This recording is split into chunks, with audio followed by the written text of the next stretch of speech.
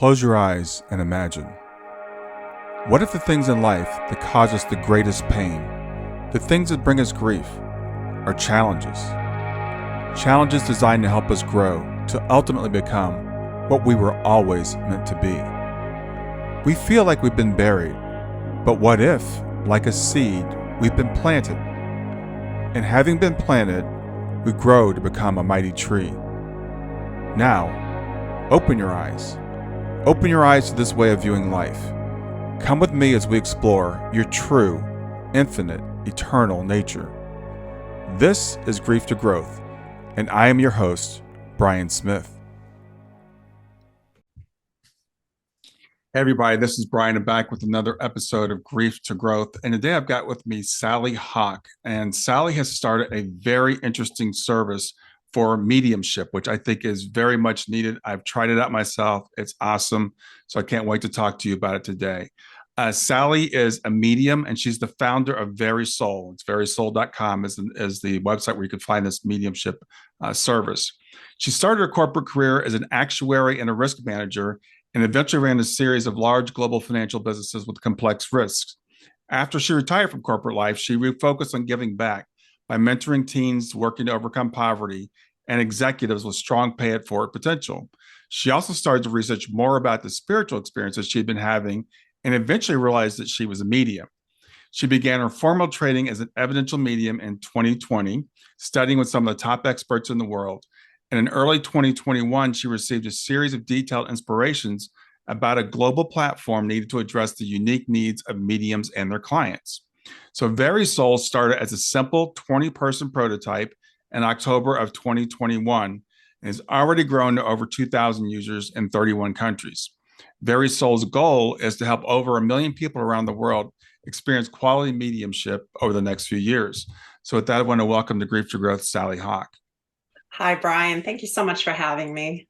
I'm really excited to talk to you today, Sally, about what you're doing and how you got to be doing what you're doing. It sounds like you had a pretty high-powered corporate career and you retired from that. What made you inspired to start something like Very Soul? It's such a strange story how it all comes together. All these things that we do in our lives, even banking, how that plays into something like doing mediumship.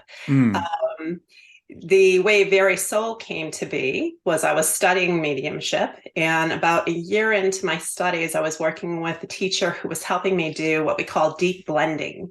And deep blending is when we learn to really open ourselves up to the experience of spirit, and to blend very fully with that. Mm-hmm. And that resulted in me starting to have experiences beyond my mediumship sessions. So what was happening was I was, in bed, ready to go to sleep, and ping, something would come into my mind. And in particular, I remember it was February. I felt like I was being handed engineering packets. And I couldn't go to sleep until I would go write down copious notes about the things that were coming into my head. And at first, I didn't fully understand what was being asked of me, because it was just coming so frantically every night. And I have, notebooks full of this information. When I did start to understand the patterns and the trends and what was being asked, I thought, this is crazy. Are they really asking me to build a platform like this? Like, I just retired. I'm really enjoying my retirement. But when I started to share it with some of my friends who are also mediums and some of my friends who aren't mediums, everybody said it makes so much sense that they would be asking for this. And it makes really good sense that they would choose you to pass the information through. Interesting. So you were before you retired, and you said you started studying mediumship. This is after you retired, right? So what prompted you to start studying mediumship, though? A bunch of things. I had having experiences throughout my life, but probably the biggest one about 17 years ago, when I was still in banking and traveling all over the world and very busy with my corporate life.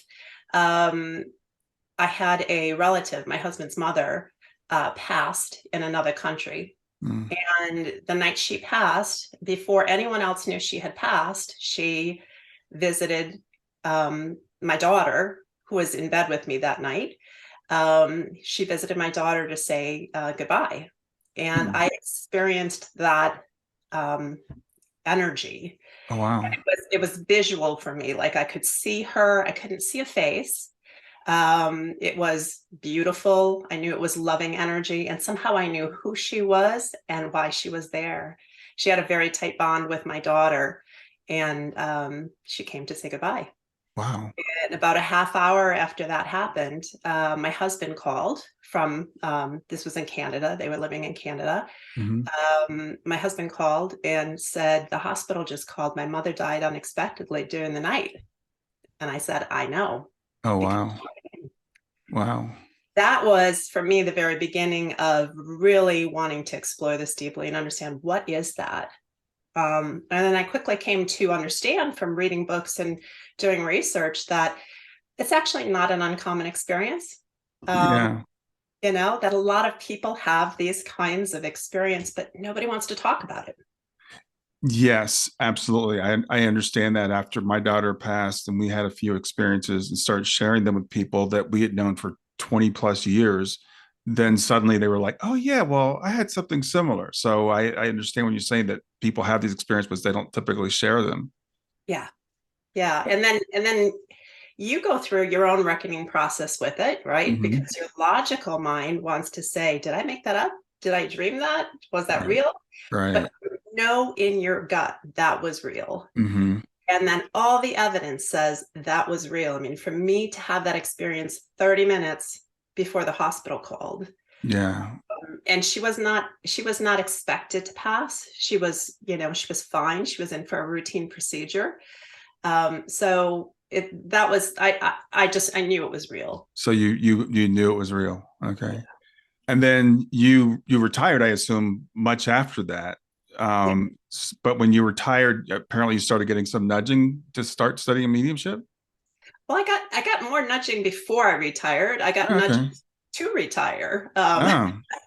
I had lots of different experiences, but yeah, after I retired and decided that I wanted to spend more time helping the community and doing things that I wasn't doing as a banker, um, I started to have gained some understandings of how some things work and started to be more open to things like meditation.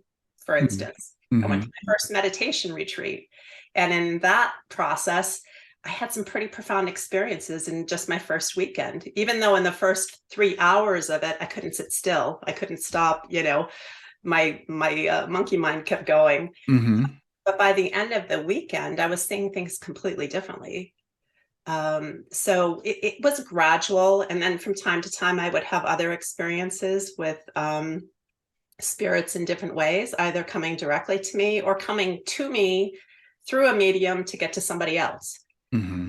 And I had some pretty significant experiences like that. So it all just kept kind of snowballing. Mm-hmm. Right. So you started studying mediumship. It sounds like with some pretty high level mediums, I guess, for lack of a better word. And did it come to you right away, the ability to connect to people on the other side? It took me about 3 months to be able to make what I would call a purposeful connection. Okay. I firmly believe that we all have accidental connections, where we're not trying, but for one reason or another, somebody, reaches through. And Mm-hmm. that will often feel to us like intuition, or it'll feel like, I feel compelled to do this and I'm not sure why. Mm-hmm. Those are kind of our accidental experiences, but it took me about 3 months of training to have my first purposeful experience. And then it's just a matter of how quickly can you kind of relax into it. So for somebody like me, I'm pretty type A. It's hard for me to relax into it. It's hard for me to not want to overachieve on something that you just cannot overachieve on, and you just have Yeah. to really be one and let it happen. Mm-hmm. So then you started getting these downloads, I think, as you called them, these inspirations. You call them packets. So was it like start a website, or what were the packets like? Some of it was what I would call like mission statements. Some of it was, the parameters, kind of the guidelines, the boundaries. So things like, build no barriers, keep it agnostic, uh, Hmm. you know, things like that. Some of it was very, very detailed in terms of the engineering of how things should work, Oh, how wow. people would access the site, how people could get matched to a medium. So, for instance, in the medium matching process that'll be coming out in our new system, um, I was asked to install a random number generator in certain parts of that matching process. Oh, wow. That allows for influence from spirit to help make sure people get matched to the best instrument for them. Hmm. Interesting. Yeah, very interesting. Yeah, And oh, sorry. no, go ahead. Oh, I was just going to say it's kind of I think one of the most misunderstood things for people who enjoy mediumship but don't do mediumship is, I think we're all looking for who is the medium, who is the one who can connect me to my loved one. Right. And in fact, it doesn't really work that way. Each medium needs to have a certain amount of skill, needs to have a certain amount of ability and confidence to do the work. Hmm. But then we're each unique instruments. They use our knowledge, our experiences, the memories in our brain. They use all of that to help communicate to the person they're trying to talk to. Hmm. And that means that any one medium might not be the best medium for everyone. Right. And in fact, is not the best medium for everyone. Right, right.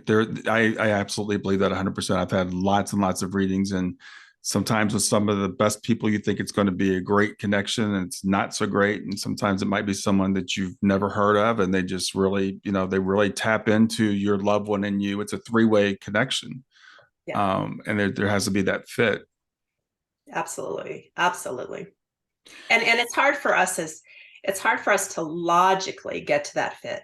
So what I tell clients when they're struggling, they may go to somebody who they've been referred to by so and so, or they've been referred to by 5 people, and then that mediumship session doesn't go as well as they'd like.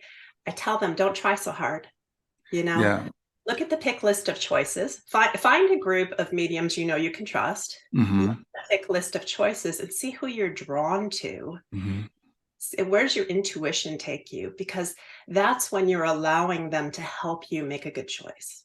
Yes, that's exactly what I say because people ask me all the time because of what I do. Can you recommend a medium to me? And of course, I know lots and lots of mediums. And they're like, "Oh, which one's the best one for me?" And I can't tell you that. Which one's the best medium? I can't tell you that either. It's like I'll give them a list and say, just who are you drawn to? What does your intuition tell you?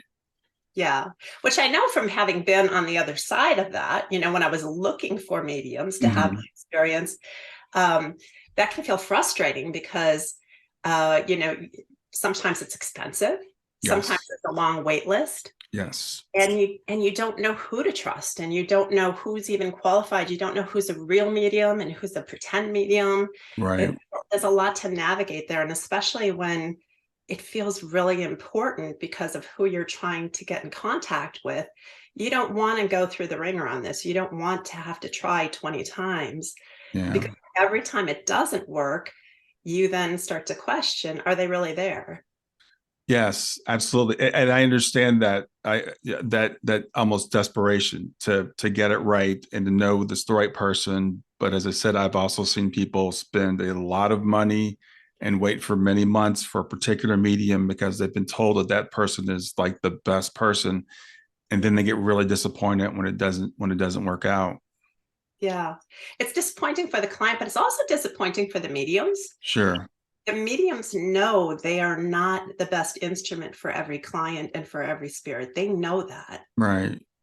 So, but they generally have a high intention to serve well, Hmm. Yeah. so it serves everyone the best if that matching process can be done in a way that allows for intention Yeah, and it, absolutely. So as far as very soul goes, I'm really curious about, how do you even go, how do you get started even doing something like this coming from a banking background? Yeah, so just to give you kind of the range of things in my background that I think are playing into why I was chosen to do this. And I learn a little bit more about this every day as we Hmm. hit new barriers or new issues and we have to solve them. And I think, oh, that's why I had that. Yeah. That's how this thing comes into play. Couple things. One, my work in actuarial work and heavy mathematics of risk management is all about complexity and dealing Mm. with not just the complexity of numbers and systems, but also the complexities of human behavior. Because when you're trying to manage a portfolio of any kind of risk, take a stock market portfolio, for instance, Hmm. you need to know what kind of fear will drive certain activities in the market. You need to know, so you're not just looking at things from a numerical standpoint, you're looking at things from a human standpoint at the same time. Hmm. um, Another aspect of my background that's proven to be really important, and actually kind of insanely important, I worked for GE mid-career.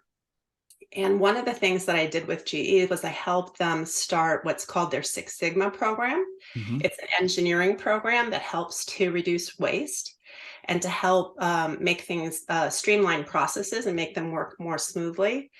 Um, and in that work, I discovered not just how to make things super efficient, which is part of what Very Soul does. It's taking a very inefficient process Hmm. of how mediums develop, how they practice, and then how they deliver their service to clients and how clients find those mediums. Hmm. Taking a very inefficient process and making it efficient.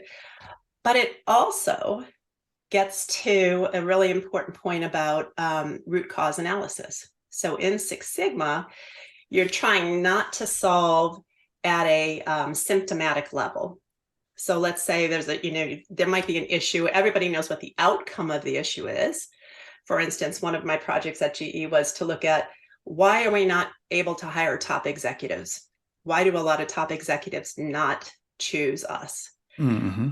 Um, when we analyzed that, it came to a root cause of fear.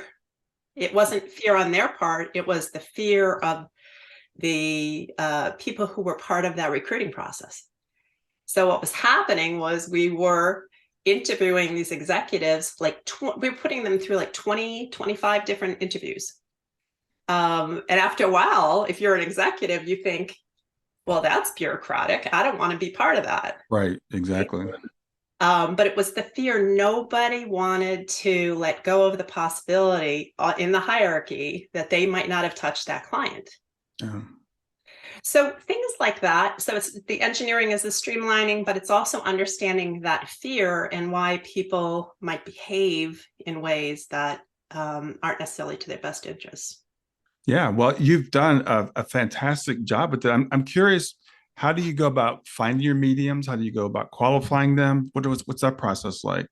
Yeah. So first of all, the platform does a couple of things. It helps mediums practice with other mediums, which is the first stage of mediumship. Most people don't know this; they never hear about this part of the process. Hmm. Mediums take classes, they study, but then they have to do hundreds and thousands of practices just to refine their skills. Because at the very beginning, like I told you that I had my first purposeful connection 3 months Hmm. in, that doesn't mean that I interpreted all the information correctly. Because what happens is at the very beginning as a medium, you get sensations, you get information, but your mind can interfere. So for instance, if I get balloon, my mind might layer in red balloon, and that makes it wrong. Hmm. So you have to learn to kind of differentiate and separate what's them and what's me. And you do that through practices. So we welcome any mediums who can make a purposeful connection to join our platform, and they are kept in that practice zone. And through their practices, after every practice, they are reviewed by their partner.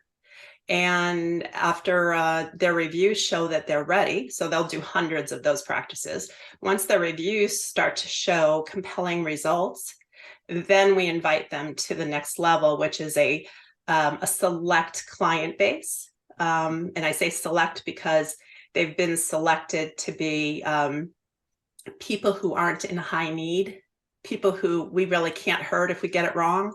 Okay. Okay. Uh, Yeah. they're kind of like our practice clients. Mm-hmm. Once the mediums have compelling results with the practice clients, then they can move on to what we call the outreach clients. And that's where we provide donated sessions, free sessions to the general public for people who can't afford to buy a session with a professional medium. Mm-hmm. And then once they have compelling results at that stage, then they can move on to be a professional medium with us. Wow, that's impressive. I have to say that's really impressive because one of the things again with mediumship is there are no regulatory bodies. There's no objective test that we can really put people through. I know a few people are doing some testing of mediums, but most mediums aren't. So anybody can put themselves out there and say that they're a medium. And I love the process that you're saying because you're not turning people away if they're not at that level yet, but you're allowing them to develop within a safe environment. Yeah, and helping them to feel safe too, because that's important. Right. Part of you make yourself so vulnerable in this work. Mm-hmm. And most people come to the table not used to being wrong. My first year was pretty rough. I was Yeah. a lot. Yeah. But another way to look at it is in the United States, you're right, Brian, like there isn't much in the way of regulatory bodies or, any kind of career pathing or anything like that. There is over in the UK. The UK Yes. has a pretty standardized process through their Spiritualist National Union. And so I think part of what this was taking some of those pieces of what has worked there, but streamlining it, making much more efficient, uh, Mm-hmm. and bringing it online. Yeah, absolutely. And I know Very Soul is set up as a public benefit company. What does that mean? Yeah, so a public benefit company allows for profit, but more importantly, it allows you to be a mission first company. Okay. So right now, we are privately held, so there's no problem with being mission first. But if it ever wasn't privately held, which is not our intention, if it ever wasn't privately held, by being set up as a public benefit corporation, we could still keep it a mission first company. So that structure allows mediums to earn money and be paid Mm-hmm. at the same time that we are delivering a lot of free sessions. Yeah. Yeah. It's as I said, I've been on it a couple of times. I had a reading just last week with someone. I was very impressed with the process, with the finding a medium, the way that's set up, the way that it goes so smoothly. And there are a few issues when you're looking for a medium. One is, are they going to be any good? Yeah. The other is, what are they going to cost, and are they going to be available? Yeah. Because oftentimes people, again, they'll get their heart set on somebody, and they've got a 6-month waiting list or a 2-year waiting list for some of the very popular ones, and you've solved all those issues. Yeah, I mean, you could say I solved them, but I didn't solve them because, I'd love to take credit for it. I think this is a brilliant design, but I can't take credit for it. Yeah. I'm just the implementer, along with a team of people, including, full timers and lots of volunteers. So, Mm-hmm. but yeah, it does solve a lot of the problems, and um, it also takes up a lot of the slack, in terms of there was a lot of wasted potential in what I would call the intermediate level mediums Hmm. who were regularly, delivering great sessions, but they were stuck doing that for other mediums because they didn't have easy access to find clients to share those skills with. And Mm-hmm. they didn't feel ready to charge yet. So this just does a beautiful job of maximizing the potential at every stage without putting anyone at risk, without, without creating an unsafe environment for the mediums or the clients in any way. It's brilliant.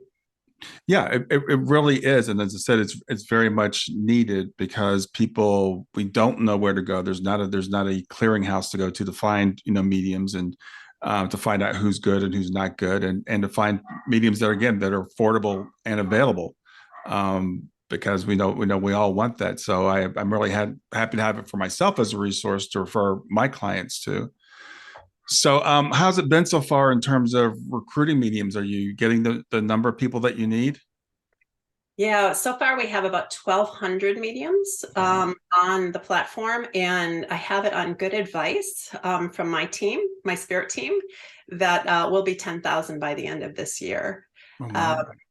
we had to make some big technology decisions last fall, and when I asked them for guidance, this way or that way, Hmm. this way if it's going to be this big, this way if it's going to be that big, Hmm. the number 10,000 came. And now I see, I mean, back then when that happened, we were still in the early hundreds. Hmm. But now I can see absolutely it's going to be 10,000, because what's happening is, you know, um, every medium that has a good experience with this then tells their 3 or 4 friends. Right. And the need that it fills for the mediums is so significant. They really, they're in this work to serve. Hmm.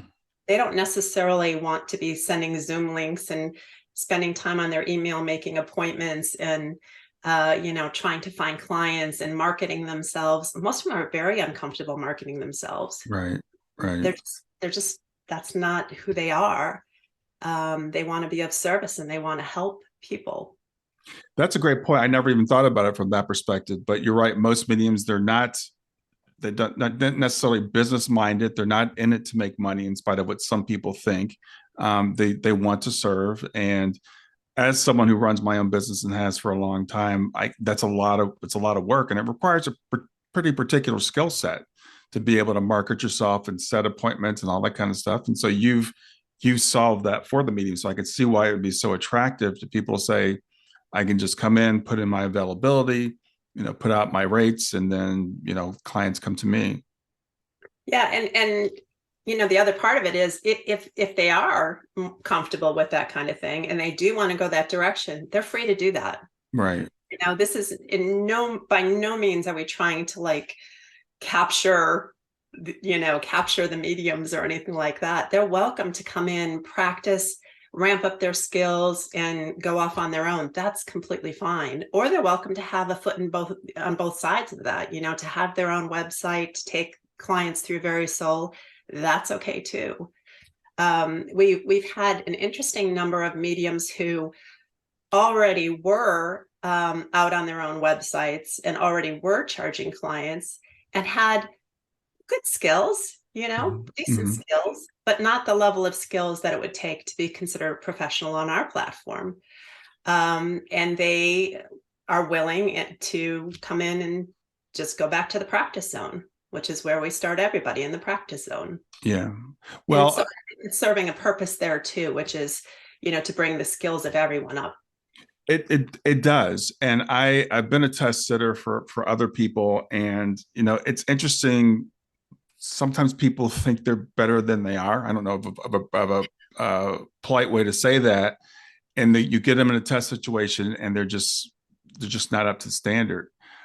So having this more objective standard that you're able to offer people, and to bring them along if that's what they need to do, is, I think, great, and also gives people confidence. If I come to your site and I pay for a reading, it's going to be someone who at least has shown some level of proficiency.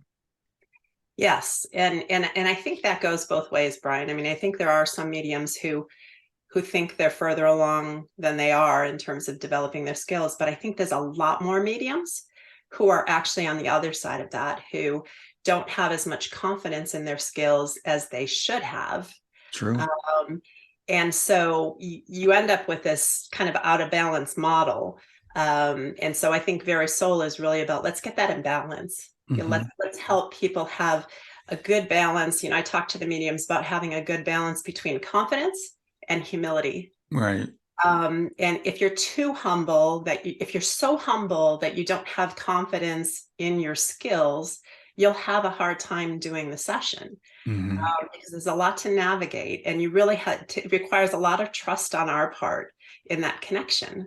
Right. If you're overconfident and you lack humility, it's a different problem. It creates some other blockages for the communication. So really finding that sweet spot in the middle where I'm well calibrated, I understand what I'm good at, I understand what I'm not good at, Hmm. and I've got a good balance between humility and confidence. That's what we're trying to do. Yeah. That's what we're trying to get people. So do you offer training to the mediums also, or are they still doing the training? I know they have the practice zone, but do you do anything beyond that with them? Yeah, so we don't specifically do training. There's really great training all over the world with some Yeah. very talented teachers who have invested a lot of time and who are, just so good at what they do. So Very Soul really is intended to support the whole ecosystem of Hmm. mediumship. Hmm. So we don't want to get in the way of any of that. But what we do is we help the mediums know about training that's available, and we've actually got some things in the works right now that we haven't published yet about doing that, but it's going to help mediums find teachers that are a good fit for them a little bit easier and faster. um, but we also in the process of the practices, through their feedback, they get a lot of feedback from each other, which means they're getting feedback from the perspective of multiple teachers, because each student is a student of some teacher. They're also getting feedback from a diverse range of perspectives just in life, right? Right. Like I'm an extrovert, so I'm going to give certain types of, feedback versus somebody who's more introverted might give different, it's all different things on the range of personalities. Um, they get that, but also we have some what we call coaching sessions. We do have debrief sessions where mediums can sign up at any time if they're super confused about an experience they've had. Hmm. They can sign up with one of our expert coaches to have a short session to help them work through that. Oh, wow. Okay. We'd never want to replace the great one-on-one coaching relationships that go on for months. Hmm. We use this as kind of a stopgap measure to help people understand what coaching can help them with, and so that they seek out the right teachers. Awesome. And I know that feedback is important for mediums. So how does that work with Very Soul? Yeah, so Very Soul may be the first place where evidential mediums regularly get written feedback from every session, whether that be a practice partner, whether that be, an early stage client or an outreach client or, paying client. Every time they get feedback. And we ask people to be very honest in that feedback, because it's helping the mediums understand themselves from other people's perspective. And that's the calibration process we were talking about, right? If Right. a medium is too confident in their skills and maybe their evidence isn't very compelling yet, it's too general, they need to hear that. And the first time that they hear it might hurt a little bit. Hmm. But with the right headset, we encourage them to take the information, you know, figure out what's valuable in that, and then move on. Go Yeah. do another session. So it's like this giant self-coaching machine is the way I would explain it.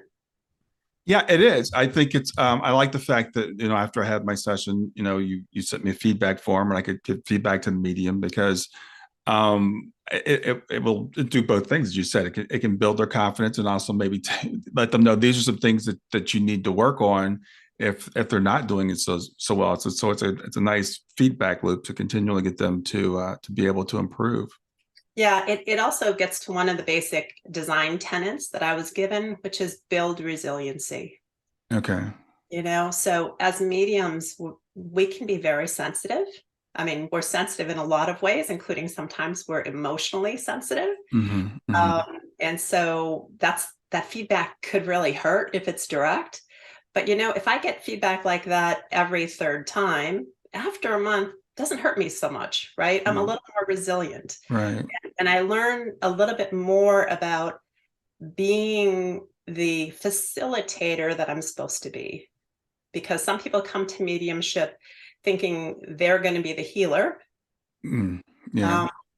And that's not really our job. Our job is to be the facilitator of a beautiful healing energy that knows what it wants to do, right? Hmm. And we don't really participate in that outcome. Like, we participate in the process. We can feel the energy. We get to, feel the love of that. Hmm. But the outcome is going to be what the outcome's going to be. Right. Right.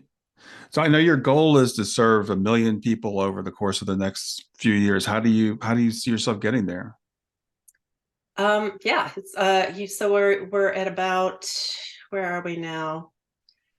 Mm, I would say we're close to 2,000 sessions so far. Hmm. So that seems like just a little drop in the bucket compared to 1 million, right?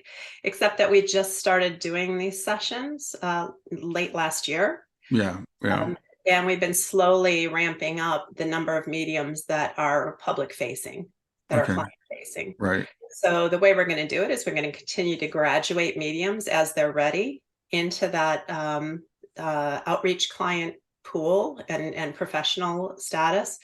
And the math works is the best I can put it. Yeah. As Yeah. we graduate them and they all do their 2 or 3 sessions a day, 5 days a week, we will definitely get to 1 million people. Yeah. I think it'll start to grow exponentially. I think it'll ramp up very quickly as word gets out. So are most of the mediums part-time, or are they full-time with you, or a mixture? It's interesting because that was one of the things that came through in the original packet of engineering packets, Hmm. was about the flexibility of what we had to build, Right. because um, we have mediums in all different situations. We have mediums who have full-time careers in other technical skills. Hmm. We have mediums who are raising a family full of kids, and they've got the busyness of that life. We've got mediums who are retired and commit their whole day to this process. We've got mediums who only want to do 1 session a week. We've got mediums who want to do 5 sessions a day. Yeah. Okay. We've got mediums who don't know what their schedule is going to be more than 48 hours in advance. So we really had to create the system to be able to Right. accommodate all of that. Right. We've got even more to deliver to make sure that that happens. But one of the capabilities that we're going to have up and running soon is our on-demand system, where clients can come on and immediately get matched to a medium who's just ready to go, doesn't have an appointment that day, and is ready to do a session right away. Oh wow. That's yeah, I'm an engineer, so I'm fascinated with the background, with the behind the scenes, because I know, having that scheduling flexibility. And I can imagine, I know how mediums are. So some of them, as you said, I know one, she's a full-time hairdresser. She just does mediumship on the side. Other people, they want to do mediumship full-time. And people have, so it's nice that you're giving the mediums that flexibility, as well as, again, the clients, because that can be a big issue when people are looking for a medium. Is there, a lot of them are getting booked up now. I mean, it's not just the celebrity ones, it's some of the other ones too. And when people feel like they want a reading, they don't want to necessarily wait 2 or 3 or 4 months. Yeah, yeah. There's a misperception that there's a few mediums, you know. Yeah. Yeah. It started with the celebrity mediums. You're right, it's gotten broader, but still there's a misperception of how few mediums there are. There's actually a lot of really good mediums out there, a lot of them. Hmm. Um, just clients don't know how to find them. Right. Right. So are you doing any advertising at all, or is this all growing organically at this point? We haven't started doing a lot of advertising yet. We haven't needed to, because Mhm. at the beginning we didn't have any problems recruiting the first rounds of mediums. Mhm. Up until December of last year, we were pretty much working behind the scenes and not out to the public yet. Right. I've just started doing some podcasts like this to start getting the word out. We Interestingly enough, though, about a year ago, actually it was over a year ago, they gave me the first commercial. So we already had a commercial before we even wanted to advertise. Yeah. That commercial is sitting is still sitting and is still highly applicable.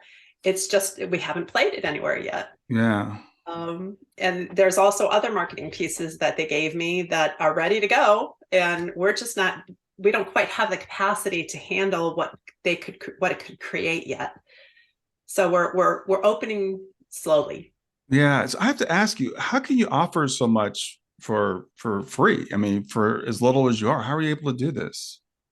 Yeah. So along with the engineering plans, believe it or not, came some funding. And I can't get into a lot of details on the Hmm. funding, Hmm. but with that funding also came a promise of, don't worry, there's going to be plenty. Um, Awesome. and given how compelling the rest of this is, all of my experiences with spirit and the engineering and how this business plan, how everything just made sense. We're just keep going and we just keep trusting Yeah. that Well, it I can have work. no doubt. As I said, I've been working kind of in this business for about 4 years now, working with mediums for longer than that, probably 6 or 7 years. And again, I see the gaps, the problems, availability, affordability. How do I know the medium's any good? People, they put everything into this, they get a reading schedule for 6 months out or something, and they paid $500 or $800, and then they get disappointed. And this just eliminates so many of those problems. I have no problems, you know, uh, directing someone to Very Soul to say, I think this is a platform that you can trust, and it's not so much of a risk because you're not waiting that amount of time, or you're not spending, hundreds and hundreds of dollars on readings, because nothing can guarantee that every reading is going to be great, but we can do things to kind of make that, more probable. Right, right. So, a couple of things aligned to that. One, through the feedback, we can see if there's problems, Hmm. so we can see if there's a trend of problems, for instance. Right. Just knowing as a client that somebody's watching that, I think should help give people confidence. Exactly. Two, the prices that we charge, that our mediums charge, are pretty reasonable. Hmm. Now, they pick their own prices, and 100% of that pay goes directly to them. So we have no vested interest in whether somebody gets a paying session or whether it's a donated session. And I think that's a really important thing to know about Very Soul, because that way you can trust that we're not promoting somebody or something Right. because there's revenue generated for us. There isn't any revenue generated for us. Right. Um, so I think being able to trust the platform, trust the vetting process, and just know that somebody has taken the time, that together we've taken the time to ensure that we have credible providers. Right. Exactly. And if something doesn't go right, we'll figure that out. We'll figure that out together. So let's talk about the donated sessions versus the paid sessions. If I'm a person, I'm interested, and I come to your site, what am I going to see? Yeah, so you would first see that you can choose between the paid or the free session. We do recommend to people who can't afford to pay that they choose the professional session. That'll help us deliver more free sessions to the people who really can't afford it. Hmm. Um, but we understand sometimes people are, reluctant to open their pocketbook until they're sure it's good. So we also have in our professional offerings, we have mediums who are willing to be paid after the session. So Hmm. after a session is completed successfully. So you'll have choices of who your medium is if you choose a professional session. Hmm. If you choose a free session, you'll get assigned to a medium. The mediums who are doing the donated session, there's a mix of mediums. So some of those mediums are a little bit earlier in their development. They still have very, very good skills. They're just not at the stage yet where they're charging. Right. If you choose a paid session, obviously they've all been approved for charging. Yeah, that's great, because it offers, again, when I looked at the prices just the other day, the prices are very reasonable. So it's not that much of a risk for people that are new to mediumship, who might not be confident in it. They can, I think they can come here, and again, it's not such a big risk to take. And so currently what it is so if I do a first session, I'm going to be scheduled for some time in the future. So I pick a time that the medium's available. Is that correct? That's right. That's Okay. right. You pick a time that's convenient for you. They've already said that time is convenient for them. And then you're both sent an email with a Zoom link. Okay. And I know you mentioned earlier you're working on even an on-demand system, which would be really awesome. Yeah, we call it our little Uber of mediums, right? Yeah, yeah. Call a taxi driver. We want you to be able to, connect with a medium. Yeah, like I said, I am I think this is so cool. I'm really glad to have you on today to talk about it. I've experienced it a little bit, a couple of times as you've been going through the beta. I had a session last week. It was awesome. She was really good. And it goes it's so smoothly. It was so easy to set up the appointment. She was on time and everything. Did it by Zoom, so I could do it just from my house. So I'm very impressed with the way things are going so far. Thank you. Thank you. Yeah, it's been interesting, Brian, that as somebody who's run large complex businesses and as a risk manager, I'm always looking for what could go wrong next. Hmm. Constantly, on the lookout for that. And I'm used to, in the corporate world, having more things go wrong. And frankly, this has been pretty smooth. Hmm. Um, I'm not saying there aren't, challenges along the way that we have to address, but I continue to be surprised by how brilliant this plan is, how well it serves everybody. You Yeah. know, not just the clients, not just the mediums, but it's helping serve the teachers who get more opportunities from this. And it's just Yeah, I really, well, I hadn't thought about it from the medium's perspective until you mentioned it, but I could see it actually growing the mediumship community as people find that yes, I can train, I can come into this platform, I can do it at again low risk. It doesn't have to be a full-time thing. I don't have to develop my own website. I've built a couple of websites for people that are mediums, and they're trying to figure out how do I get my name out there? Do I do spiritual fairs or what? And this is a great way. It reminds me of, I use Fiverr all the time to hire people to work on my business. It's a great way to bring people together. So to bring the mediums to a place where I can go, I can trust that this person is legitimate. I can trust very soul, because you've talked about how this works. And from the medium's perspective, it just makes their lives, I think, it's going to be a lot easier as well. So, um, congratulations. I think you're doing a fantastic job. thank you, thank you. It also helps make sure that we retain mediums, because that's the one thing. Like in a corporate world, you come from a corporate world, so you know this, right? Like Mm-hmm. you watch your retention numbers. You don't want to spend all the time and money to bring talent in to only have them leave 3 or 4 months later. Right. If people have these skills and have an interest in these skills, we want them to be successful with it. We Mm-hmm. want to make it as easy for them as possible, because the potential benefit of these skills is so enormous for the things that we're up against in our world, for the suffering that people experience.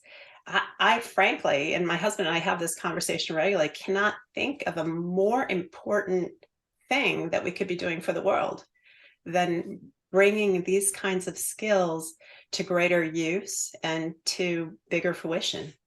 Yeah, well, that brings up another point. That a good medium reading can be as healing as several years of therapy. If people have a great medium reading, this is it's been proven by people who have done studies. They've taken people through therapy, and they've also had them do medium readings, and they'll say that the medium, I feel like they connected with my soul. The therapist connected with my head, but they connected with my soul, and knowing that our loved ones are still here and still caring is such a healing thing. And mediumship is one of the primary ways of doing that. And again, we talked about several times all the problems and all the risks that we have here in the US because it's not regulated, because we don't know how well trained they are. We don't know if they're, I tell people great mediums, there are good mediums, there are bad mediums, and there are frauds. Yeah. They all exist just like in any other profession. So it makes sense to be cautious and to try to mitigate our risks as much as we can when we're going out to look for a medium. I always tell people, get referrals. Don't just, like, we don't have yellow pages anymore, but just don't go, look up a medium in your neighborhood, ask someone, and the thing about Very Soul is you are a referral service. You are actually vetting these people before you put them on your website. Yeah, and we're vetting them in a way that is more representative of what you will experience. Right. So, for instance, we could put them through a test. Right. Some people do tests.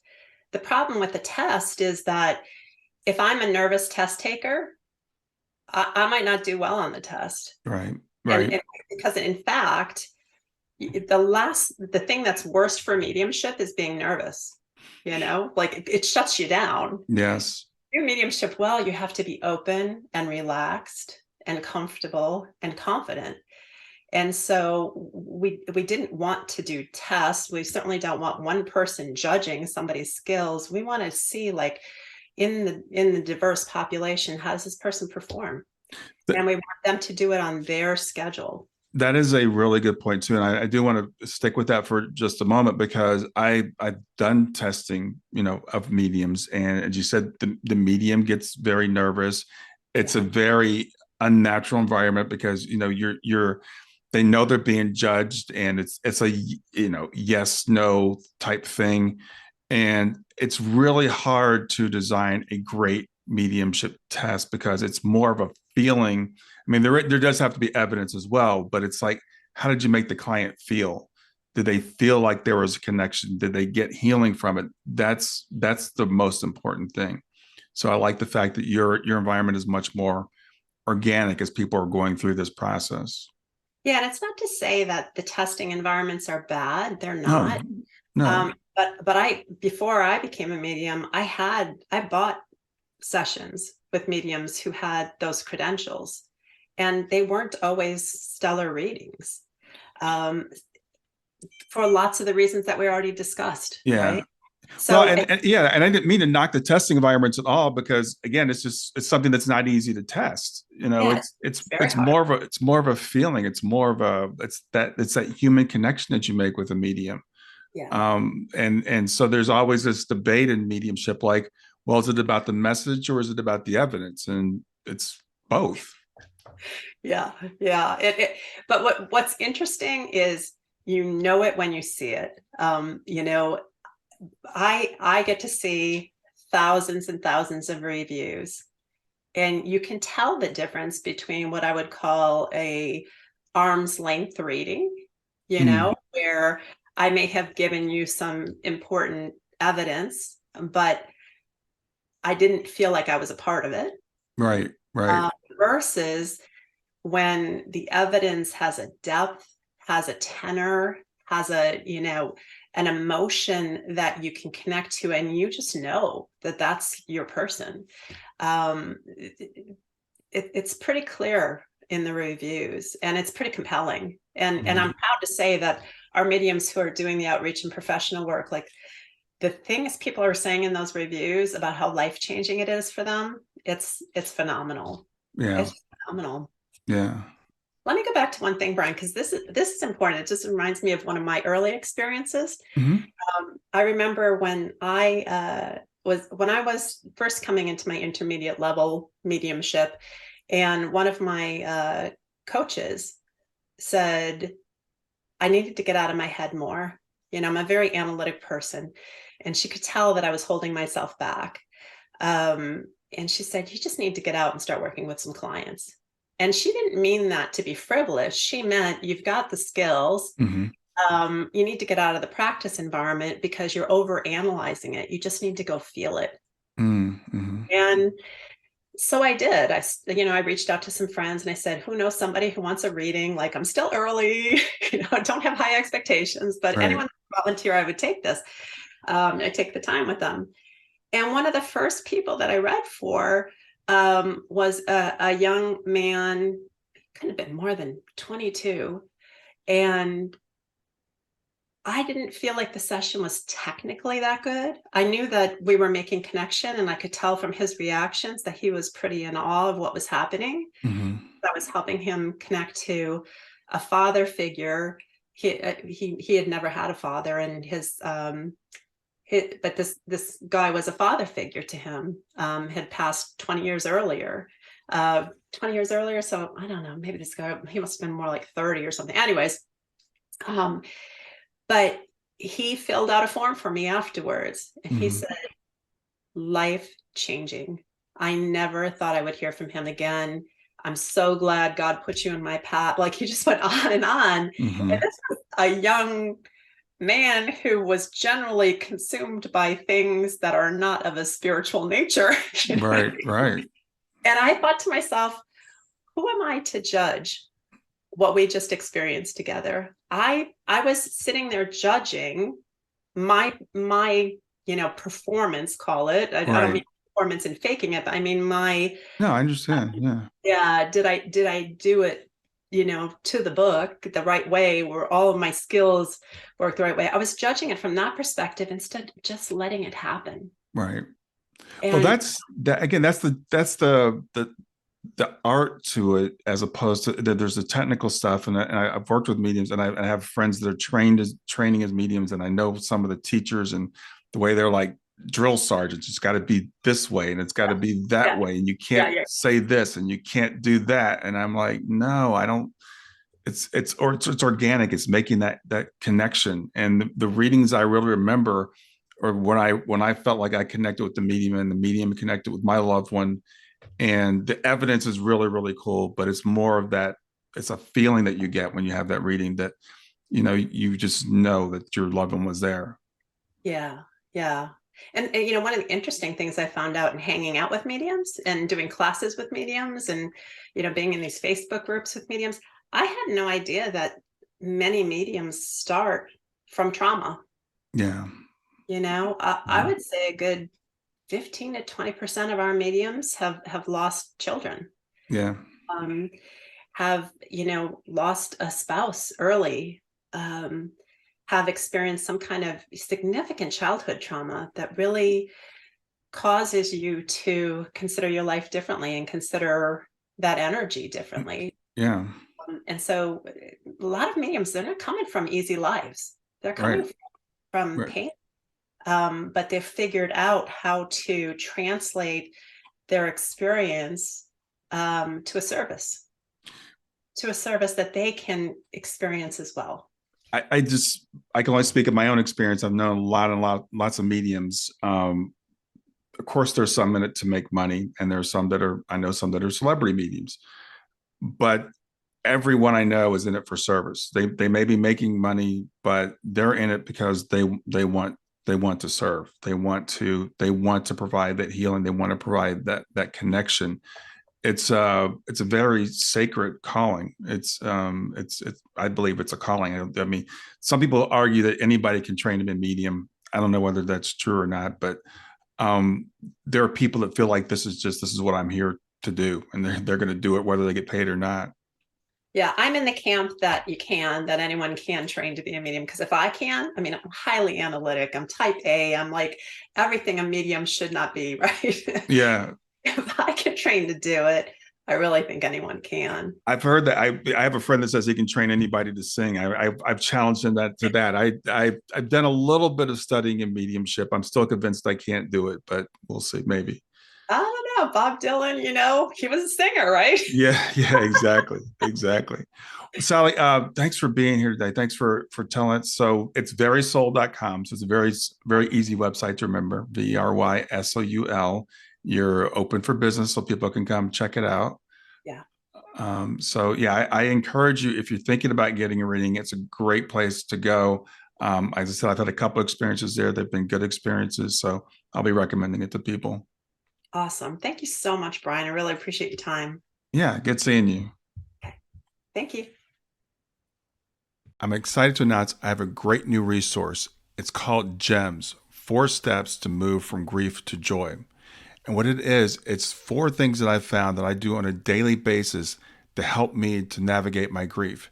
and I'm offering it to you free of charge. It's a free download. Just go to my website, www.grieftogrowth.com/gems, GEMS, and grab it there for free. I hope you enjoy it.